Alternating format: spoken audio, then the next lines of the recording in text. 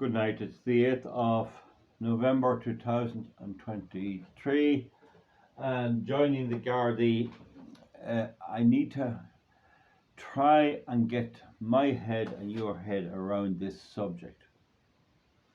I mean, for years, being a policeman in Ireland was a noble calling, and in many ways it still is. In 1882, a young boy left this very house I'm in here and joined the RIC. And he was from a Catholic Irish background, and he served with distinction in Ballykelly in Mayo, in Ballybay in Monaghan, in Blackwaterstown, County Armagh, and maybe one or two other places as well. He was in Drummond Hut for a while. There was land agitation in Carrickmacross, and I have a lot of his documents which were left in an attic here. But that man, when he retired in 1911, he went back to farming and doing bits of other things. And I asked people that knew him who he voted for, and they said he was a Fianna Fáil supporter. Not a strange thing now. He wasn't Fine Gael. You think he'd be Fine Gael, but he was a Fianna Fáil supporter. He was known as to be very, very straight, very decent, and he would hire people to work for him, and he was a great man to work for he'd go to a lady somewhere and he'd get her to cook and give her the food, and she'd cook it, where he'd be making hay and that, and he was a decent man. He died in 1947, aged 86.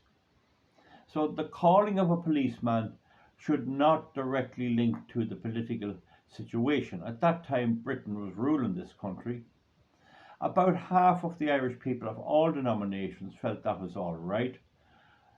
They had been trying to fix out the land problem a bit, which was not a good thing for them to do. And there was various views on that, but in any event, the revolutions took place and independence was gained in 1922, and the Garda Síochána came into force. And some of the RIC stayed on in the Garda Síochána, and eventually then the Garda were home produced, just like the RIC were home produced. And you have to make the separation between the political situation in the country and the necessity to have police in the country. I mean, if you haven't police, how are you going to run your country at all?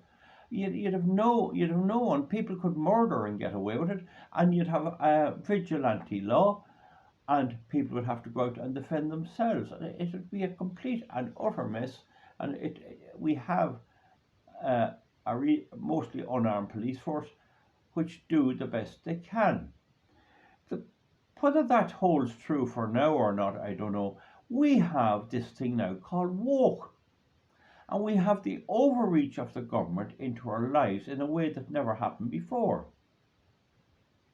And a guard has to enforce that and has to live by the rules of a crowd of headbangers. It's what the Green Party is, and a lot of those left-wing parties in Dublin, and most of Fianna Fáil, and most of Fine Gael, and indeed Sinn Féin. It's not so long ago since their henchmen were killing the guards. Now, I have to emphasise that they claim that's all in the past, and a lot of new people have joined them since then. The problem I have with them is that these are the most extreme communist left-wing party you could imagine, and they're going to be in power here in the Republic of Ireland. Now, I'm sure there was times some of the guards long ago didn't like to be out on the road stopping traffic and raiding pubs and doing stuff like that, but they had to do it. But there was no real problem with that. That's what policemen do. But then you had that thing, you know, the injection and this. And the minute YouTube sees this, they're going to put a big hullabaloo about get on to the World Health Organization and the Irish Department of Health. Now, I used to go fishing with my father, God rest him, all around the lakes around here.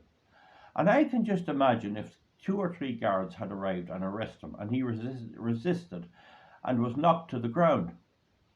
How would I, as a young man, think of that? I think that would have impacted my view of the guards, because I was always supportive of police in England, in Ireland, in the United States, and everywhere else. It's not an easy job. It's a thankless job. Going out on a Christmas day, the warrants, the money that's owed for fines and that, lies there till about Christmas Eve.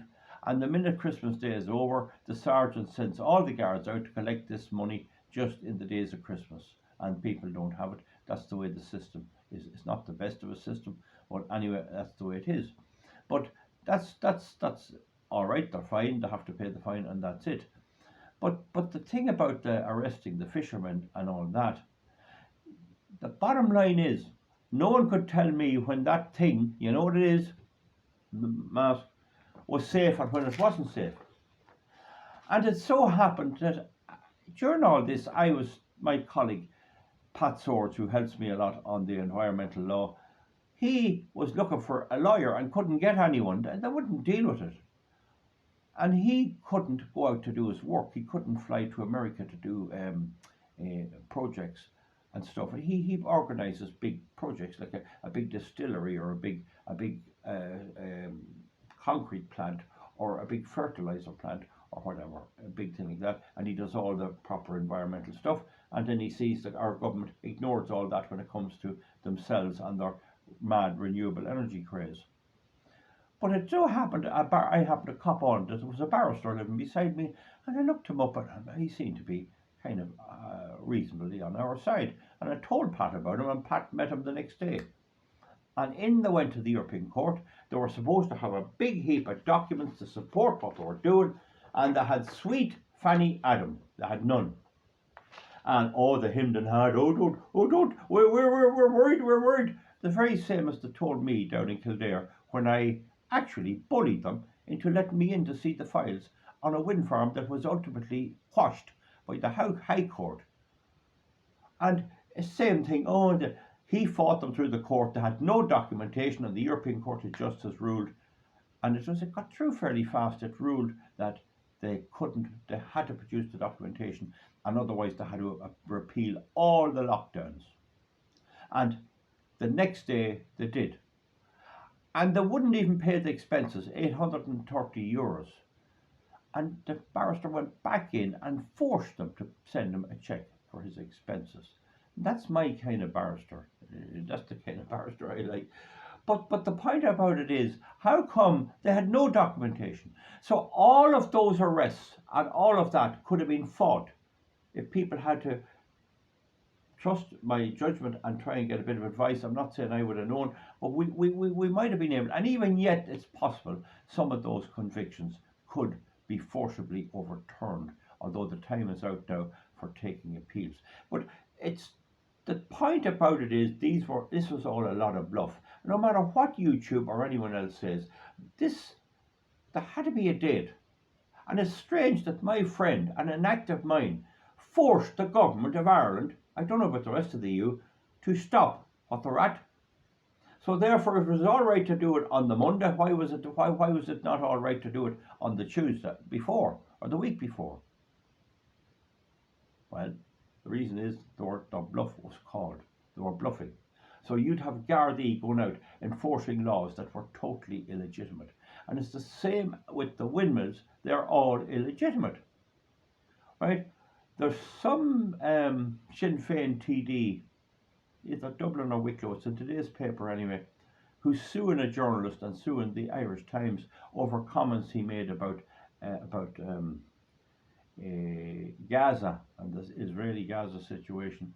And Micheál Martin is whinging about it's not right to do this. He says it's so expensive to fight these cases. The papers have to agree and pay compensation.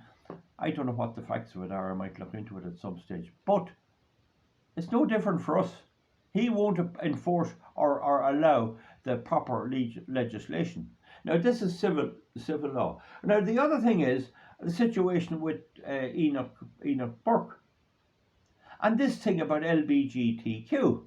That is not what the traditional guards were doing. The traditional Gardaí were not out enforcing the right of teachers to indoctrinate their children. So the guard could have a family.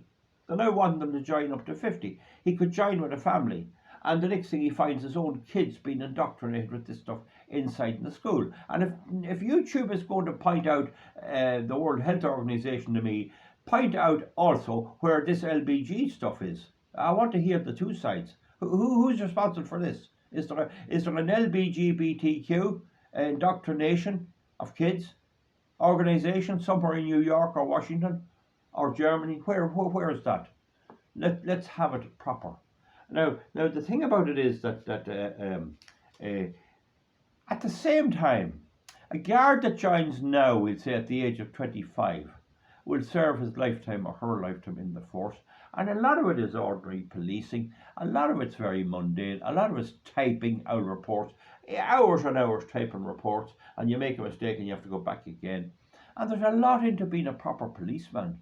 There's a lot to learn, and they have only minimal instruction. I mean, there is basic laws, but there's a bit of in-service training. There is a bit, I have to say. There's a wee bit. We have to be fair about that. Now, I saw in the paper the other day where I think he was a representative of the Garda Representatives Association. That's the basic ranks. Was whinging that they're not getting the proper support. And his complaint was that guards that's injured on duty is not getting support. I think that's baloney. That is baloney. 30 years ago, there was welfare officers in the guards, individual guards which were assigned to go and see, and given time to go and see guards that were injured or off duty or what was wrong with them. And are they gone? I don't think they are. I think this is the usual baloney crap you get out of unions everywhere. Oh, if anyone is injured, give them plenty of money. Give them plenty of money. Ask the support. Give them $1 million. Give them 60 million. The real problem is not that if you get injured, and it's tough if you get injured in the guards, you go to hospital, you get treated, you get the best treatment, and you have insurance and the state will cover you. What do you want? What do they want? Do they want the Commissioner through Harris to come out and get into the bed with them in the hospital? That is utter baloney. That representative is talking nonsense. And it's always the same old call of them. More guards, more guards, more guards. And there's nothing about the quality of the management, which is described by the Institute of Public Administration, which I attended, as bog standard. The management system in the Gardaí is bog standard.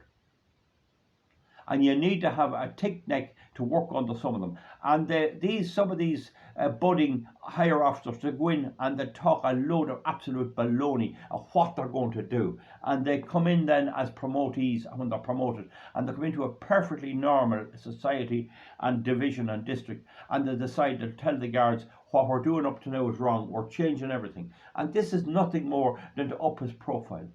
And they have an old civil servant there asking stupid questions about some far-off flung place, and a belly on him like a harvest frog. And this is the crack they have, and they have a two-tier system of promotion, and the countryman can't get a look in with the city, and certain divisions are more promotion friendly than others, and there's a way of working out that. If anyone wants, I can give you that. Having said that, if they goes in and joins, you'll do your, I think it's nearly a year training. I think about 20 weeks is enough for any guard. And they're teaching them our baloney and giving them diplomas, a load of horse manure. They should just teach them the basic law and get the good ideas how the law works and all of that, and then let them out and give them in-service training after that. But they should also choose the best types. And who does the choosing? The very type of officer that I'm talking about, that got pulled where they are, that had a guardian angel somewhere, some old minister somewhere, and then they're trying to figure out this. The promotion system is always. But having said that, if the young recruit goes in and keeps his nose clean and just gets on with the job and does the exams and do the exams and get through in the professional exams and have a mix of work and otherwise, they have a chance and they could get up to be maybe a sergeant, and maybe that's all they'd want. But the guards themselves in recruiting need to have a contract with the officer as well. I mean, they need to have enough rough idea where they'll be. A lot of guards would be afraid to join now. They might be from maybe, we'd say, a Haskell or County Galway or Athlone, and they don't want to be stuck in the middle of Dublin City. And really, Dublin City might be better off if it was voluntary for guards to go there, and city guards if they want to be there. But then a lot of city guards want to get out of the city, and it's not easy. You're on your feet an awful lot of the time, and some of this would need to be looked at. Having said all that, if we have no guards, what are we going to do? What if we have no nurses? The nurses are all going abroad. What if we have no teachers? This is the result not of bad government. This is bad voting. Bad voting. Imagine putting in them green loonies. Imagine them loonies. And them all indoctrinated by RTE, another crowd awoke. Right? And it is a mess. But at the same time, I do feel that I don't want to put people off. They might have reasonably good careers. And it might come back to normal policing, where someone commits a crime, comes down from Dublin, raids a shop for cigarettes, and goes back up. And by right, there should be guards on their tail all the time, and they're not investigating crime the way they used to. So there's a lot of this. How it'll work as retirees get out and as guards go. Is there anybody there with the lights on? Is Helen McEntee really up to this job? And would she listen to anybody? Or has she who does she listen to? And who can you listen to? I honestly do not trust the Garda Sergeants and Inspectors Organisation, the Garda Representative Association, and perhaps even the Superintendents Association. I don't think they are at the races. I really don't think they're at the races. They're talking baloney. Injured guards get looked after, all right. You need to look after the ones who are on their feet and when they come back and recuperate, and give them decent careers. Get rid of all this LBGPQ. Do not force response. Imagine if I were a guard and a young man comes in after beating up some woman and robbing her purse, and he says, "Oh, I'm Monica. You don't call me a boy." Oh, he's Monica. Oh, she's here, Monica. Imagine having to do that, and maybe the parents coming in and the parents listening to see, do you make a mistake? And you accidentally let it slip. Oh, he's here. Oh, he's not here. I'll report you. Imagine this environment. Imagine that environment. But I'd still think that it would be a great pity, because what they're going to do is they'll stuff the country with people from Africa doing the Gardaí, and we lose that connection with the people, and we lose the local knowledge that goes with it and all of that. It's a mess. But I think if you think about it hard and fast, and you like the whole idea of being a policeman and being a Garda, and Garda is very highly regarded, even yet in places. They've broken down the link with the public in rural areas anyway, and that this old community policing baloney in Dublin, more old horse manure, old codology, that's gone on for 30 years and has yielded nothing. I don't see anything from it, but it's hard to quantify that. Maybe a little of it is justifiable. So whether it's worth all of that and the uprooting and going away from home and all is a 6-mark question, and you'll go to a station till you want to live there. If you're from, let's say, I'll just pick a town, you're from Roscrea in Tipperary, or you're from Butterford in Cork, and you're not intending to emigrate, you can live your life around where you were. Does it really do you any good to be sent up to Kevin Street and getting to know all the people around there? What the hell good is that? Or does it do you any good to be sent to Donegal and find out, oh, I'm up in Donegal. Oh, what the hell good is that? What does it do? Or you're sent to Wexford. Oh, what good is it? So uprooting you from your own area is something to be taken into account. But you mightn't mind that. You might say, look, I'm sick of this place anyway. I'd like to go to somewhere better. And you might be landed into the middle of well, you won't be getting Galway City because it's highly regarded for Dublin people. All want to go to Galway City, and universities. The guards want to be stationed in university town where they can get their children to university without them having to go into digs in Dublin, if you understand me like that. So is it worth? These are the real things you really have to think about, and you'll be starting work at 6 o'clock in the morning, and you'll be standing outside places, but then you'll be on patrol, and it'll not all be that bad, and you'll be at concerts and things like that, and you'll be in Croke Park at football matches if you're there. So all told, do you know what? I normally have the answer for everything, and I don't want to give the impression that youngsters shouldn't, or even outlaws should not join the Guards. I don't want to give that impression that they should that they shouldn't. It'd be the first time in history, in hundreds of years, that that happened, and it's a sign of the times. And hopefully, with political action, we get back to good old conservative government in Ireland. Hopefully that could come, and you might stay out of the Guards. You might continually working in a shop, and you might find yourself at 38 that everything will have changed. I don't think this woke thing will last. I don't think it'll last. I think we could be going back to a bit of normality, and then you might have 10 years of the misery of woke government, and then you might have a bit of comfort. You know, you might have a bit of comfort like that.